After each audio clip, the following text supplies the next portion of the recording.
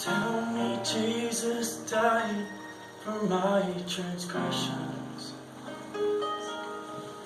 and that he paid that price a long, long time ago,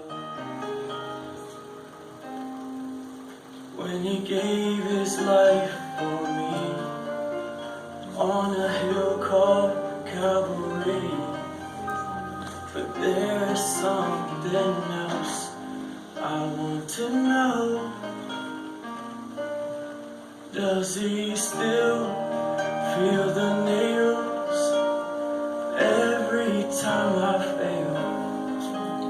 Does he hear the crowd cry, crucify again?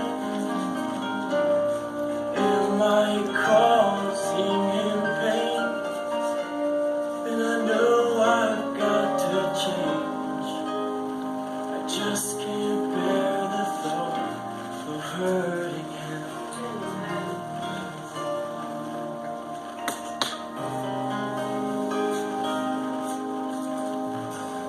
It seems that I'm so good at breaking promises, and I treat his precious grace so carelessly. But each time he forgives, what if he relives the agony he felt on that tree?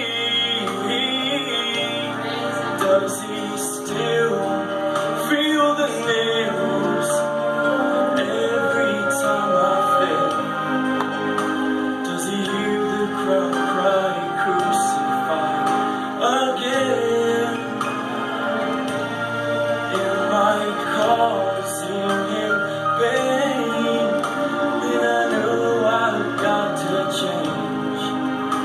I just can't bear the thought of hurting him.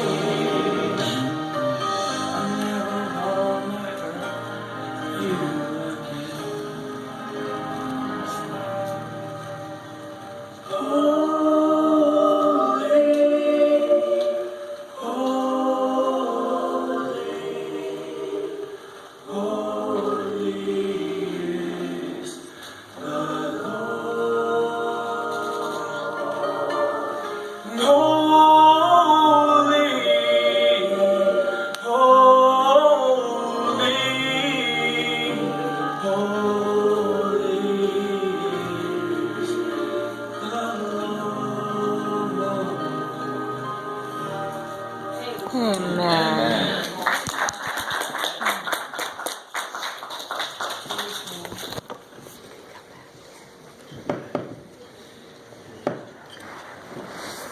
This time the pastor will give us some message. Amen. Amen. Amen. Amen. Great sermon in itself. Amen. Thanks for sharing that with us. Amen. Appreciate it.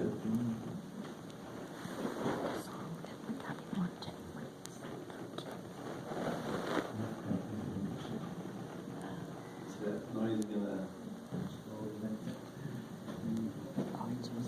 Can we keep the mic on and not have the noise, or is it too tight to get it out? Because I know we got an issue to look into. Okay, great, thank you.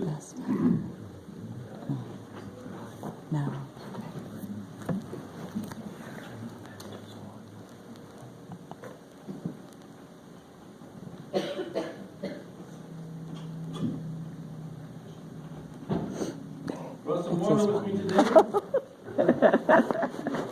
You never know what he's going to do.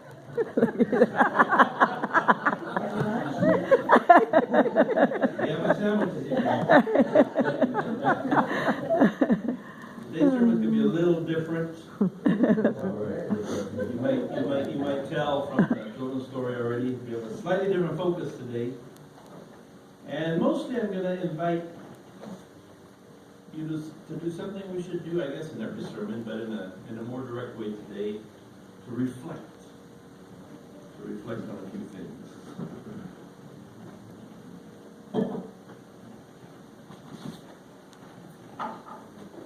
I'm pouring 1 cup of water. There we go.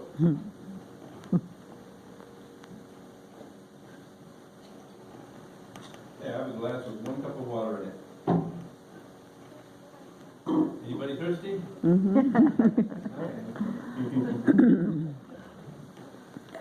Water is one of the most amazing substances that exists. We drink it, we bathe in it, we use it in our cooking, we wash our clothes in it, we water our lawns with it, if we water lawns, or our gardens.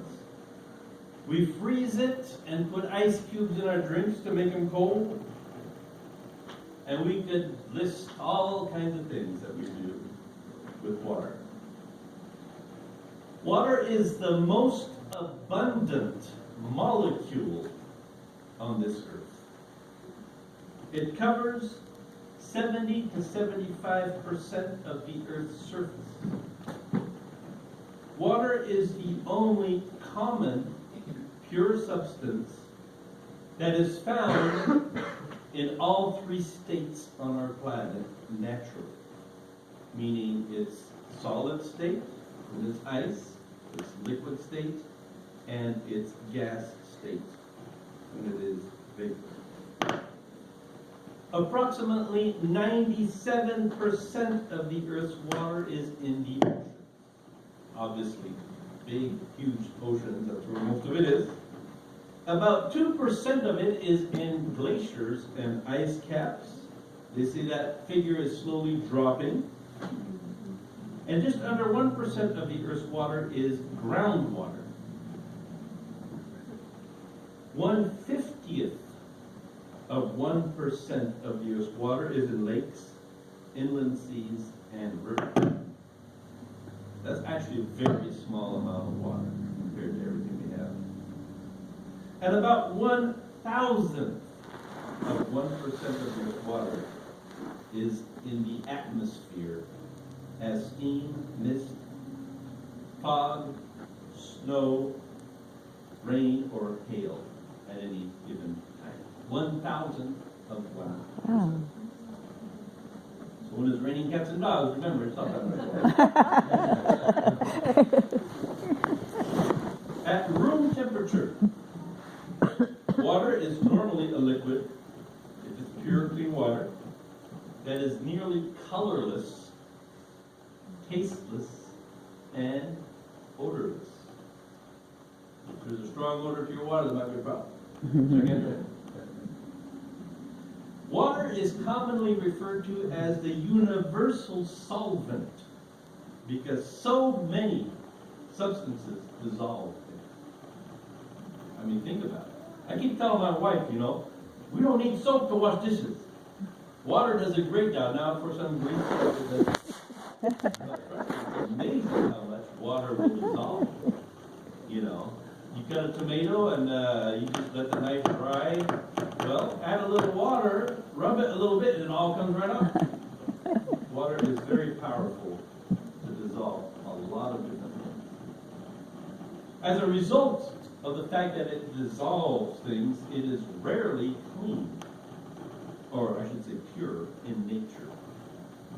And it can have properties that are very different than the properties of pure water in a laboratory. For example, they say that pure water does not conduct electricity. Have you ever heard that? Yeah. We'll get a vat of water, put 220 volts in it. Put your hand in on the other end, no big deal. say it's because of the impurities in the water that it conducts. Wow. So without the impurities, if we actually had absolutely pure water, it would not conduct any. Pretty impressive. We generally believe that water boils at 212 degrees Fahrenheit. Okay? I actually like the Celsius system, the metric system, because, 0 it freezes, 100 it boils. And you do all the math in between, 1 cubic centimeter of water goes up 1 degree if you add 1 Newton of energy to it. How simple can you get? Anyway, we'll stick with what we're used to. Water boils at 212 degrees Fahrenheit. But the water's boiling temperature actually varies with atmospheric pressure. They say that if you go to the top of Mount Everest, you have to heat the water. Sorry, you don't have, you only have to heat it up to 154 degrees, and it boils. Wow. It's pretty impressive. You can almost put your hand in that water while it's boiling without getting burned. Because with less atmospheric pressure, it boils at a lower temperature. There are, at the same time, at the bottom of the ocean, geothermal vents, thousands of feet under the sea level, where the atmospheric pressure is so high, that they say it's at 30 atmospheres, and water can reach temperatures of 650 degrees Fahrenheit before it boils. Under a whole lot more pressure, it takes a lot higher temperature for the water to boil. There are 2 interesting phenomena that happen with water that I'd like to talk about briefly. Interesting things that happen when it freezes.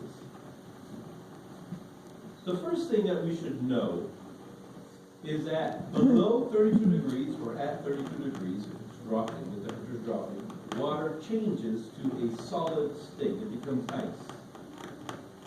Here's a scientific explanation. I'll read it in case we have scientists among us, but it's actually hard to follow. It says, when water cools, it tries to stack in a crystalline lattice configuration that stretches the rotational and vibrational components of the hydrogen bond, so that the effect is that each molecule of water is pushed further from each of its neighboring molecules. This effectively reduces the density of water when ice is formed under standard conditions. How many people understood that? Maybe a little bit? The idea is this. When the water freezes, it creates more distance between the molecules. The water expands. And as a result, it's less dense than the water before it froze, and so it'll float on the water. I used to think that if you had an ice cube floating on top of the water, it's because there were little bubbles in it that made it float. Even without those bubbles that get in there, it still would float. Pretty amazing, because all other substances do the opposite. That when the temperature drops and they change state, they actually become more dense, not less. But the water has this weird phenomenon that it experiences. That means that when water freezes on the lake, it stays at the top. It floats. It doesn't go to the bottom. Imagine if all the cold water froze and fell to the bottom, and your lake was solid ice from bottom to the top. What would happen to the animal life, the fish life, all that stuff? Would the lakes ever melt? It'd take forever for them to melt in the spring, the summer. Probably be like October before you could. It's very interesting, that property of water, the way it behaves. The point where the water reaches its most dense state is actually 7.2 degrees above freezing. So that's 39.2 degrees.